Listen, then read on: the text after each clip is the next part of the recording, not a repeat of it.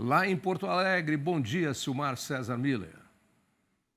Muito bom dia, meu caro Otávio. Bom dia aos nossos amigos do Terra Viva. A gravata hoje quase que combinando com a minha camisa aqui. Ela vai um pouquinho mais escura para o ar, mas tá mais quase no mesmo tom. Como é que foi de Páscoa? Você e família, tudo bem? Tudo bem, tudo tranquilo, descansando aqui. Tá bom. Tivemos a Porto Alegre. notícia Clima, triste. tempo bom?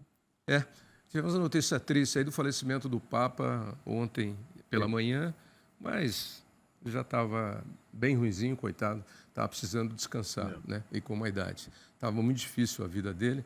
Aquele aparecimento dele lá na Praça São Pedro do Vaticano, lá na sua última aparição no domingo de Páscoa, a gente vê que foi muito cansativo para ele e sim. exaustivo e de muita dificuldade. Foi descansar. É um grande papa, foi um grande papa e um papa revolucionário, e a briga vai ser feia agora lá no papado, porque ele mexeu com muita coisa, né? Mexeu com muita coisa que era tabu dentro do Vaticano, inclusive com as finanças do Vaticano. E agora o pessoal conservador vai querer de volta. Vai ser uma briga boa, Silmar. Sim. A tendência agora é uma virada, realmente. Muita especulação também é com a possível volta de um Papa italiano, né? Bem provável isso aí.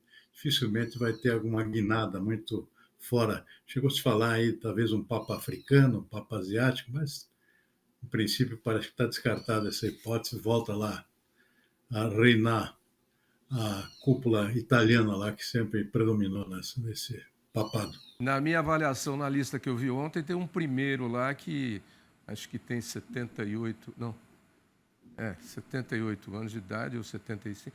Italiano, eu acho que é ele que vai para a cabeça. Estou achando. Vamos ver. Depois a gente faz o nosso banco de apostas. Vamos para os nossos números de hoje, dessa terça-feira. Tavinho, semana aqui no Brasil, começando hoje, embora no mundo ontem não tenha sido feriado, por exemplo, nos Estados Unidos tudo funcionou normalmente, na Europa sim, feriado parcial, bolsas não funcionaram, os principais países. Então, na verdade, aqui o mundo voltando hoje na terça-feira de forma full, completa. E aqui no Brasil não é diferente. Mercado financeiro retornando o feriadão, dólares caindo nesse início de tarde, nesse fim de manhã de terça-feira, 0,9%, R$ 5,75 a cotação da moeda americana. Mercado de ações também com leve queda, o índice Bovespa na B3, menos 0,2% em relação à quinta-feira, que foi o último dia útil da semana passada.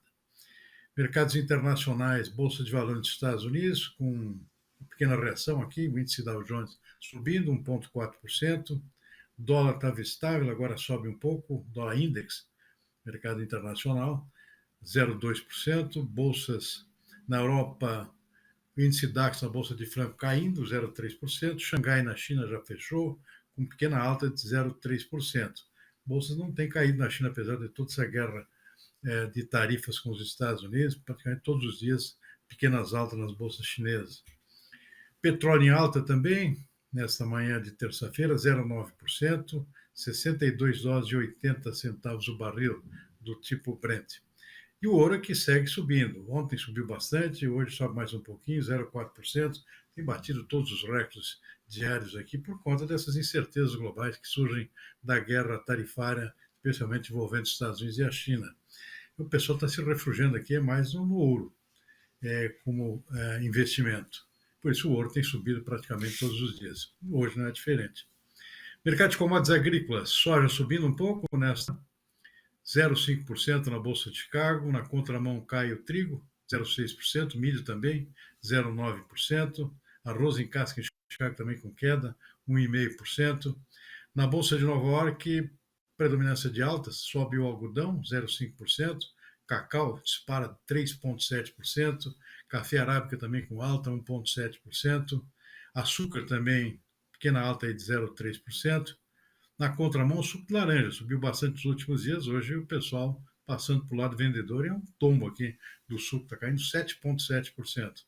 Mas tá dentro da volatilidade, né, característica desse momento entre safra, safra nova agora só a partir de junho, então muita oscilação para cima e para baixo, muita especulação. Boi gordo no mercado sul na B3 operando com leve alta de 0,3%. Esse é o retrato dos principais mercados, portanto, na manhã desta terça-feira, tá vendo? Bom, e uma notícia para você comentar que acaba de sair, notícia de última hora. O Fundo Monetário Internacional reduziu a projeção de crescimento do PIB mundial e brasileiro para esse ano. E, segundo o FMI, a economia global vive um momento crítico. Bom, a gente já tem analisado isso aqui, e olhando não só a economia brasileira, mas a global, e principalmente depois aí das ações do presidente Donald Trump. E o FMI que estava vendo com muito otimismo as coisas. A gente até comentou isso aqui, havia umas projeções do FMI muito para cima, muito positivas e muito auspiciosas. Gostou desse termo? Auspiciosas. Só que agora a porca torceu o rabo, Silmar. Mudou tudo. Esse relatório FMI, bem atualizado já em cima da mudança, das guerras de tarifas, desde após o presidente americano, Donald Trump, uma mudança, uma guinada aqui nas projeções do FMI para esse ano e para o ano que vem também. Os principais dados aqui que o FMI divulgou hoje, que eu coletei, salientei aqui, PIB mundial caindo, a previsão para esse ano era 3,3% de aumento, o FMI reduz para 2,8%. E para o ano que vem também, a perspectiva era 3,3%, reduz para 3,0%. Ou seja, já impacto dessa guerra tarifária já para 2 anos aqui, pelo menos segundo o FMI divulgou nesta terça-feira. A economia dos Estados Unidos estava prevista em um crescimento de 2,7%, cai agora para 1,8%. Ou seja, há impacto aqui, mesmo com esse protecionismo do presidente americano, que tem o objetivo de estimular o crescimento da economia americana, o resultado, pelo menos no primeiro momento, é negativo, segundo o FMI. Cai para 1,8%. Para o ano que vem, a perspectiva de um crescimento de 2,1%, cai para 1,7%. Então, também a continuidade desse impacto também no ano que vem na economia americana. A economia da China também com tendência de queda, está no meio dessa guerra toda, sempre também vai sofrer. Cai para 4 pontos percentual, era 4,6 a previsão para esse ano. O ano que vem é a mesma coisa. Também era 4,5, agora cai para 4. Ainda está de bom tamanho, mas já começa a sentir também o efeito na sua própria economia por conta dessa guerra tarifária, especialmente com os Estados Unidos. E para o Brasil também não fica atrás. O FMI vinha apostando aqui num crescimento de 2,2%, reduziu agora para 2%. E bem abaixo já do Ministério da Fazenda aqui no Brasil, que previa agora, há pouco tempo, 2,3%.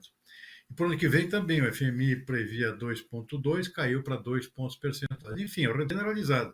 Como a gente vê aqui, citando os principais países, para a Europa não é diferente, tudo por conta já do impacto dessa guerra de tarifas aí, que não sabe como é que vai terminar e quando termina, se é que vai terminar. Se é que vai terminar, exatamente. A gente já tinha comentado aqui, as projeções do FMI estavam otimistas demais diante do que estava acontecendo, mas o FMI é sempre muito cauteloso, né?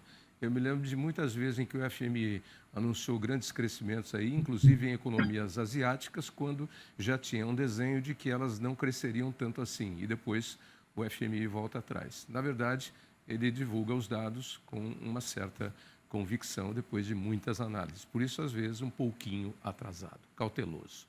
Vamos por aqui? O mercado financeiro reduziu as projeções para a inflação deste ano na nova edição do Boletim Focus, divulgada hoje. A previsão para a inflação de 2025 recuou de 5,65% para 5,57%. Mesmo com a queda, o índice continua acima do teto da meta, que é de 4,5%. Já para 2026, a projeção dos economistas se manteve em 4,50%. Na contramão, o Produto Interno Bruto, o PIB, foi revisado para cima, saindo de 1,98% para 2% neste ano, segundo o Banco Central. Para 2026, a expectativa elevou de 1,61% para 1,70%. A mediana da taxa básica de juros, a Selic, ficou estável em 15% neste ano e 12,50% para o ano que vem. A projeção para o câmbio para o fim de 2025 permaneceu em R$ 5,90. Para 2026, recuou de R$ 5,97 para R$ 5,96. Segue o caminho aí que já vinha andando, né? Horas estável, horas com pequenas baixas, mas agora somando-se a isso aí a projeção do FMI que acabamos de comentar antes dessa notícia do Boletim Focus divulgado hoje. O Boletim Focus está um pouco mais otimista nesta semana, que as correções são semanais, né? Porque está prevendo uma inflação mais baixa do que previa há uma semana atrás. Isso já é reflexo desse tarifaço aqui do Donald Trump, que afeta boa parte do mundo, afetou menos o Brasil. Embora afete também, ou seja, contrai um pouco a tendência de crescimento da economia, é inevitável isso, porque o impacto nesse sentido é global, mas o pessoal aqui está achando que, em função de toda essa consequência, possivelmente vamos ter aqui uma inflação mais baixa, ou seja, até por contenção de consumo, tendência de crescimento menor da economia, e isso levando aqui, portanto, a uma inflação menor do que vinha sendo esperado anteriormente, um efeito oposto do que vem acontecendo, por exemplo, nos Estados Unidos. E, consequentemente, aqui está prevendo um PIB até um pouquinho melhor do que previa até um mês atrás, era 1,98, agora 2 pontos percentuais, mas está dentro exatamente desse perfil também apontado pelo FMI hoje, também é 2 pontos percentuais. E aqui, nesse caso aqui, a variação é pequena. O que chamou a atenção realmente é a tendência aqui de uma inflação menor do que aquela altíssima que vinha sendo esperada até uma semana atrás, de 5,65, para 5,57. É uma virada, porque nas últimas semanas, todas elas vinham apontando uma inflação maior do que na semana anterior. Houve aqui uma mudança de pensamento pessoal, na média, pelo menos, né? Isso aqui é uma média das opiniões, uma visão um pouco mais otimista na inflação. Isso pode levar, por exemplo, até uma tendência de sustentação, por exemplo, temporária aqui da alta de juros. O mercado não mudou aqui, a expectativa de juros segue em 15%, mas também não aumentou.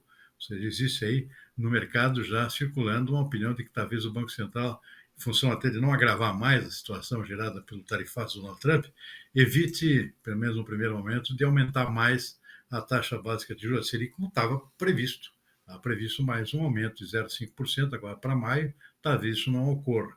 Em suma, está havendo uma certa mudança aqui de opiniões do mercado, em função desse vai-vem todo gerado pelos tarifaços aí do presidente Donald Trump, tá vendo?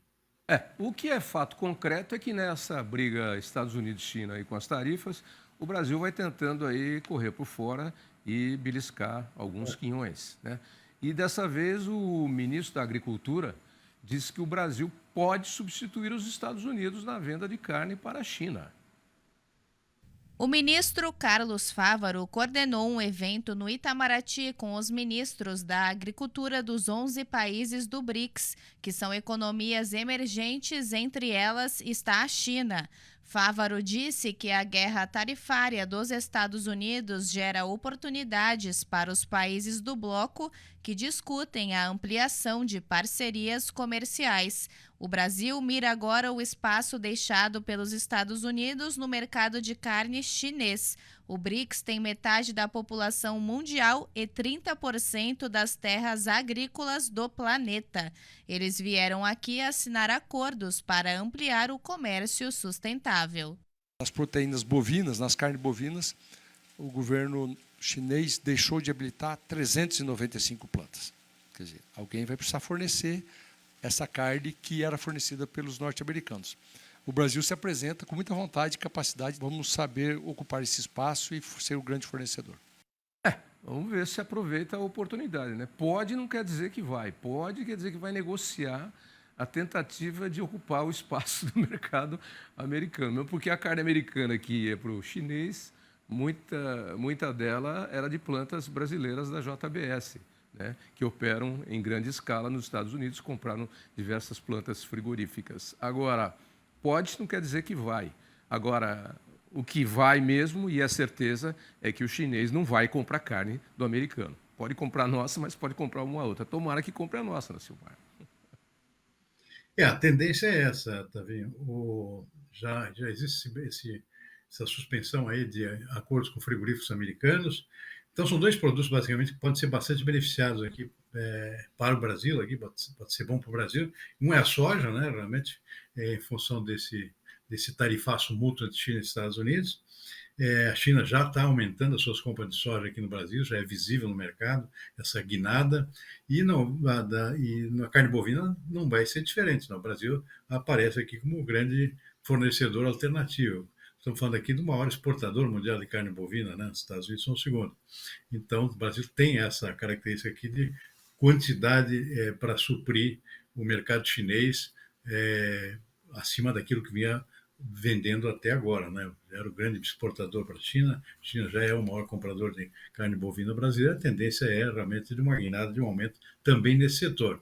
Aí tem uma série de outros produtos que também vão ter uma preferência maior da China. A China precisa importar um pouco de milho também, não é lá grande coisa, do ponto de vista do consumo deles, que é 200 e tantos milhões de toneladas, mas menos 20, 25 milhões estão previstos aqui para esse ano, possivelmente se não virá dos Estados Unidos, virá da sua maior parte do Brasil ou da Argentina, por exemplo, que é outro fornecedor alternativo aqui para milho. E assim pode acontecer com vários outros produtos, em função das consequências desse boicote aí e dessa guerra comercial entre Estados Unidos e China também. Bom, esses são os destaques de hoje. Lembrando que para a semana que vem já tem o 1º de maio, que é quinta-feira. Aí o pessoal vai emendar de novo, né? Mais um. E depois já estão calculando aí o Corpus Christi em junho, em maio, né? Eu não sei quando é que cai. Enfim, são 40 dias depois da Páscoa. Mas vamos ver como é que fica aí essa sucessão de folgas. O que o Brasil não está precisando é de feriado, está precisando é trabalhar. Mas esse agora foi cumprido, hein? Esse pessoal, ó. Teve gente que demorou 14 horas para sair daqui de São Paulo e chegar no litoral norte aqui de São Paulo, percorrer uma distância de 140, 150 quilômetros. Haja paciência, hein? Eu fiquei bem quietinho no meu canto, na minha casa, aqui mesmo. Imagina que na volta tem essas piores até, né, Davi? O retorno. É tudo. Não tem. Não... É você querer enfiar São Paulo dentro de Botucatu, por exemplo, uma cidade que tem aqui no interior. Não cabe, pô, não cabe. Então, sobrecarrega. É isso aí. Mas o pessoal gosta de passar nervoso, ficar na estrada. Então é isso. Faz parte aí da festividade do passeio. Silmar, amanhã você volta, quarta. Abraço, amigo. Combinado, Tavinho. Boa tarde e até amanhã.